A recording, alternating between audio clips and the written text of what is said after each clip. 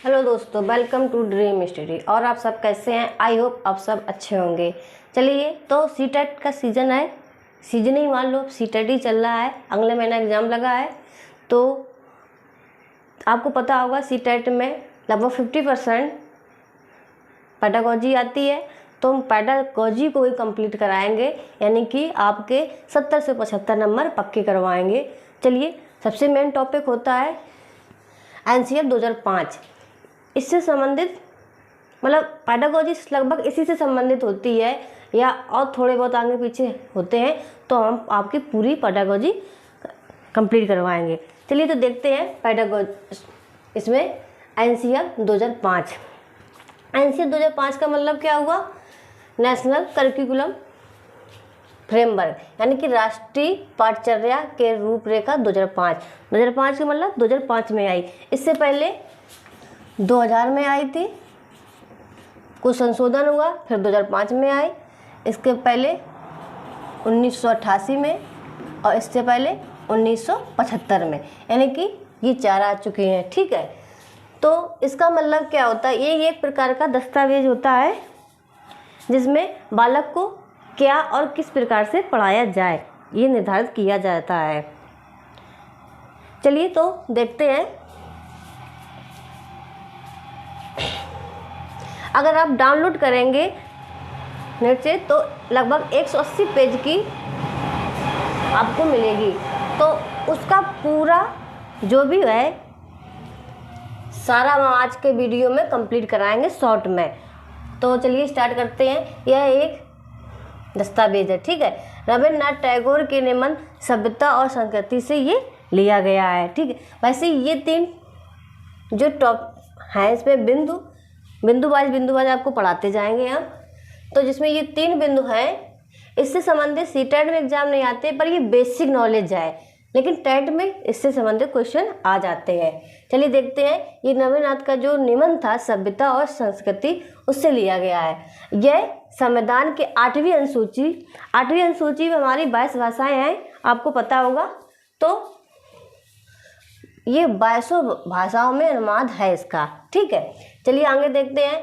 इसको प्रोफेसर यशपाल की अध्यक्षता में तैयार किया गया है। तो क्वेश्चन यहाँ से भी बन सकता है, और 22 भाषा में भी अनुवाद है। और कौन सा निबंध था? सभ्यता और संस्कृति। वैसे अब सी टेट में इससे संबंधित क्वेश्चन नहीं बनते हैं, पर ये इसकी बेसिक नॉलेज है। टेट वगैरह में ये क्वेश्चन आ जाते हैं।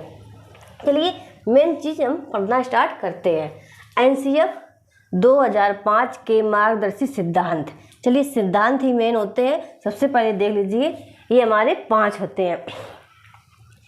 ज्ञान को स्कूल के बाहरी जीवन से जोड़ना। जो हम बच्चों को पढ़ाना है हमें, तो बच्चों को पढ़ाने के लिए ज्ञान जो हम दे रहे हैं सिर्फ स्कूल के अंदर जो है वो ना देना है, इसके अलावा बाहरी जीवन से उसको जोड़ा जाए, ठीक है। ये हमारा काम रहेगा। जो टीचर हैं आप बनेंगे आगे फ्यूचर में, तो ये आपका काम रहेगा। चलिए आगे देखते हैं। पढ़ाई को रटन प्रणाली से मुक्त किया जाए। पहले तो बच्चों को हम रटा देते थे 2 एकम 2 दूनी 4, इस तरीके से। अब इसको रटाना नहीं है, बल्कि उसको समझाना है कि 2 एकम 2 और 2 दूनी 4 आया कैसे।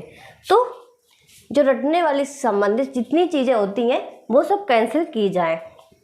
चलिए अगला देखते हैं। पाठचर्या पाठ्य पुस्तक केंद्रित ना हो, ये चीज़ बहुत ध्यान देना है,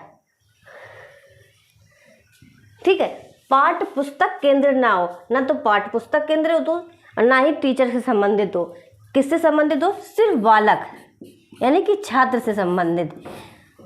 आपको एग्ज़ाम देने जाना है, सबसे पहले आपको ये याद रखना है, उस एग्ज़ाम हॉल में बैठ जाना है, अपने माइंड में ये सेट कर देना है कि अगर कोई भी क्वेश्चन आए और आपको समझ ना आए कि इसका आंसर क्या हुआ, क्योंकि उसकी लैंग्वेज थोड़ी सी घुमा फिरा के देते हैं, तो जल्दी समझ में नहीं आती है। बस उसको इतना समझना है कि जो 4 ऑप्शन है, जब समझ में ना आए, बात ना समझ में आए कि क्या कहना चाह रहा है, क्या हमसे पूछ रहा है, सिर्फ इस 4 ऑप्शन में आप ये देख लेना कि बच्चे की माफिक कौन सी बात की गई, किस ऑप्शन में बच्चे से संबंधित, बच्चे के हित में कौन सी बात की गई है, बस वही ऑप्शन आपका हो जाएगा सही। क्योंकि 2005 में सिर्फ बच्चा ही इम्पोर्टेंट माना गया, ना तो टीचर, ना तो स्कूल, ना अभिभावक, कुछ भी इम्पोर्टेंट नहीं, ना पाठ्य पुस्तक भी इम्पोर्टेंट नहीं है। देखिए तो पाठचर्या पाठ्य पुस्तक केंद्रित ना होकर बालक केंद्रित होगी, छात्र केंद्रित होगी, ठीक है। और अगला क्या है, परीक्षा को अधिक लचीलापन बनाना। हमारे आपके ज़माने में परीक्षा छमाही या वार्षिक होती थी और उद्देश्य क्या होता था, 33% मार्क्स ले आना। वो मार्क्स कैसे भी आ जाए, चाहे वो नकल से आ जाए या कोई सिफारिश से या टीचर को पैसे से देके। उससे क्या होता था, बच्चा पास तो हो जाता था पर नॉलेज गेन नहीं कर पाता था, ठीक है। इसलिए अब परीक्षा को मतलब थोड़े थोड़े समय में ली जाए, बल्कि लर्निंग के दरमियान भी ली जाए। जैसे हम आपको पढ़ा रहे हैं, पढ़ाते पढ़ाते आपसे पूछ ले कि बताइए कि 8वीं अनुसूची में कितनी भाषाएं हैं, तो आपको पता होना चाहिए। इस तरीके अगर आपको नहीं पता भी है तो आपको दोबारा से समझा देंगे। तो पढ़ाते दरमियान ही इनकी परीक्षा जो है वो लचीली होनी चाहिए, बच्चे को दिक्कत ना आए, ठीक है। और कक्षा की गतिविधियाँ भी जोड़ी जाएं, ठीक, जो गतिविधियाँ होती हैं वो भी उसमें जोड़ी जाए परीक्षा में। चलिए आगे देखते हैं, राष्ट्रीय मूल्यों के प्रति आस्थावान विद्यार्थी तैयार किए जाएं। इसका मतलब क्या है कि आप देखते होंगे सरकारी स्कूल में बच्चे इतना अनुवाद करते हैं कि कहीं कुर्सी तोड़ देते हैं, कहीं पंखा तोड़ देते हैं, कहीं बल्ब तोड़ देते हैं। इस तरीके से वो शैतानी करते रहते हैं, यहाँ तक कि चौक है वो चौक को बर्बाद कर देते हैं। तो वही बच्चे आगे चलकर चोर या गंदे काम करना सीख जाते हैं। तो उनको समझाना है, हमें बचपन से उनके माइंड को सेट करना है कि जो राष्ट्रीय मूल हैं, मतलब सभ्यता वाले, वो कैसे तैयार करने हैं।